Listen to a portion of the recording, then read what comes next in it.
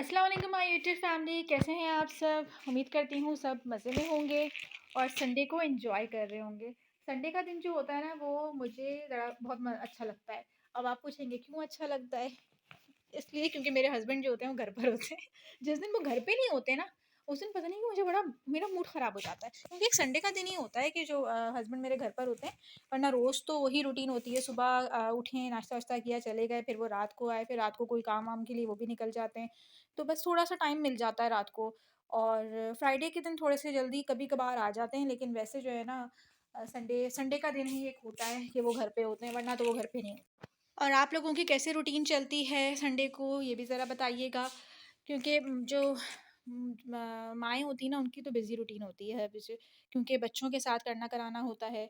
तो बस मैं हफ़्ते को जो है ना अम्मी के यहाँ से आई थी, तो ये मेरा बैग बिल्कुल तैयार हुआ हुआ है।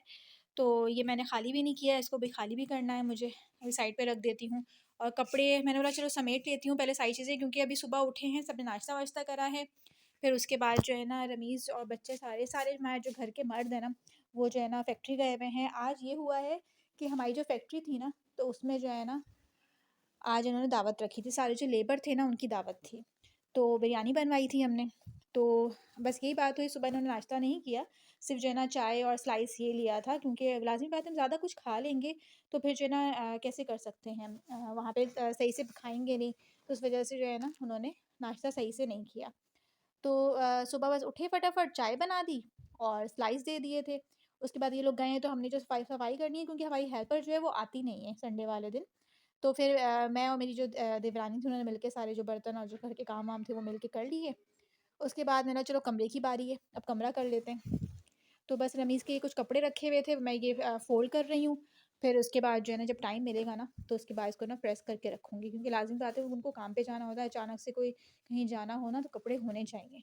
फिर बहुत अफ़रा-तफ़री हो जाती है। तो बस मैं फ़ोल्ड कर रही हूँ। मैं अब एक और चीज़ आपको दिखाती हूँ। अ, ये जो मैंने मँगवाया था, मुझे ऐसा लग रहा है ये छोटा हो गया है, क्योंकि उर्षा के साइज़ का मैंने मँगवाया था। आगे हमारी ना अगले हफ़्ते शादी है। अब जो वीक आ रहा है, तो जुमेरात, बुध, जुमेरात, जुम्मा 3 दिन जो है ना हमें शादी में जाना है। तो मैंने सोचा था चलो एक फ़्रॉक या कोई जो है ना अच्छा-सा पैंट शर्ट ले लेती हूँ, कोई नया डिफरेंट हो जाएगा। वैसे मेरे पास कपड़े थे, लेकिन मैंने सोचा दिल चाहता है कभी एक आध इंसान ले ले।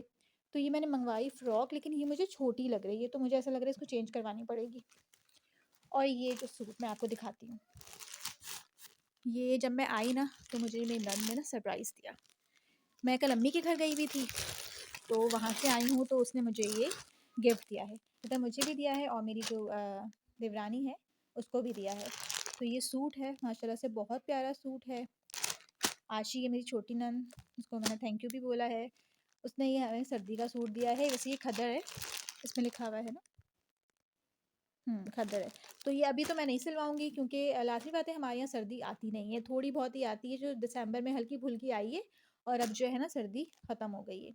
अब सर्दी है ही नहीं, तो फिर जो है ना अब ये सूट सिलवा के फिर फ़ज़ूल में रख लेंगे, तो वो डिज़ाइन जो हैं वो तो चेंज हो जाते हैं। अभी इरादा है कि ये एक सूट ये भी पड़ा हुआ है मेरा, और जो है ना एक और मैंने पिछले साल जो है ना एक और सूट लिया था, वो इत्तेफ़ाक हुआ वो सिलवा सिलवा ही नहीं सकी। सोचा कि सिलवाऊँगी, स्टिच करवाऊँगी, लेकिन वो हो ही नहीं सका। तो वो जो है ना वो ये अब मैं जो अगली सर्दी आएगी ना उसमें सिलवाऊँगी। बस ये कपड़े भी तय हो रहे हैं। आज हमारे साथ ना एक ट्रेजेडी हुई है। वो इस तरह की ट्रेजेडी थी कि ये लोग फैक्ट्री में दावत थी, उन्होंने कहा था हम आते हुए ना तुम लोग के लिए बिरयानी लेकर आएँगे। लेकिन ये हुआ कि बिरयानी वहाँ पे ख़त्म हो गई। चलो जिसके नसीब में थी उसको मिल गई। बिरयानी वहाँ पे ख़त्म हो गई। ये चार्ज पे लगा हुआ है मोबाइल। लेकिन फिर रमीज़ को इतना ख़्याल कि नहीं भाई हमने बोला था बिरयानी का, लेकिन हम नहीं लेके आ सके, तो वो बाहर से हमारे लिए अलग से बिरयानी लेकर आए। मियाँ बीवी का जो रिलेशन होता है ना, वो बहुत खूबसूरत होता है। अगर इंसान समझे तो बहुत मज़बूत रिश्ता होता है वो।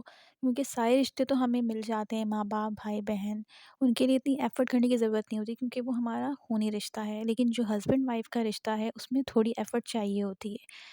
और मैं अपना जो पर्सनल एक्सपीरियंस बताऊँगी वो यही कि मतलब कि हस्बैंड जो होता है ना, शौहर, वो चेंजिंग आती है। मतलब औरत जो होती है वो घरेलू मामलों में थोड़ी समझदार होती है, लेकिन जो शौहर होता है वो थोड़ा उसका माइंड थोड़ा चेंज होता है। वो फ़ौरन गुस्से में आ जाते हैं या फ़ौरन कुछ है ना कोई हाइपर हो जाते हैं। तो बीवी को चाहिए ना कि वो उस वक़्त कोई बात ना करे। अगर हस्बैंड को गुस्सा आ रहा है, कोई ऐसी बात वो बोल रहे हैं तो उस वक़्त वो चुप हो जाए। क्योंकि मर्द एक ऐसी चीज़ है ना कि अगर आप उससे बहस करोगे ना तो वो और उलझेगा। तो इससे यही चाहिए कि उस वक़्त आप कुछ ना बोलें, थोड़ी देर बाद उसका गुस्सा कम हो जाए तो फिर आप समझाएँ कि नहीं दी आपने ऐसे बोला था, ऐसी बात नहीं थी, तो वो फिर समझेंगे। और जहाँ तक पहले मैं अपनी बात बताऊँ तो मुझे भी थोड़ा-सा हो जाता था, मैं आगे से बोलती थी कि नहीं ऐसे, ऐसे, ऐसे, फिर बात और उलझ जाती थी, वो और बिगड़ जाती थी। लेकिन वक़्त के साथ-साथ मुझे रियलाइज़ हुआ कि इस तरह नहीं करना चाहिए। अगर औरत चुप हो जाए और उस वक़्त ना बोले तो काफ़ी चीज़ें हल हो जाती हैं। हस्बैंड को भी लिहाज़ करना चाहिए, हर वक़्त इस तरह गुस्सा करना, ये सब करना नहीं करना चाहिए। लेकिन आप उसकी अगर एक सुनेंगी ना, तो आगे से उसको रियलाइज़ होगा वो आपकी और 2 और सुनेगा। तो ये बहुत खूबसूरत रिश्ता है, इसको मज़बूत बनाना चाहिए और प्यार-मोहब्बत से रहना चाहिए, मैं तो बस इतना ही कहूँगी। उम्मीद करती हूँ आपको मेरी आज की वीडियो जो है वो अच्छी लगी होगी।